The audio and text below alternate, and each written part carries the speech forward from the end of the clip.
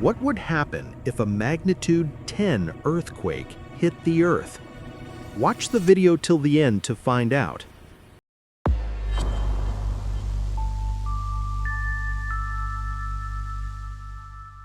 If a magnitude 10 earthquake struck, an entire city could disappear within seconds.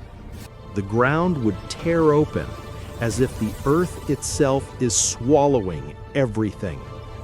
Then comes a tsunami over 100 feet high, destroying anything in its path.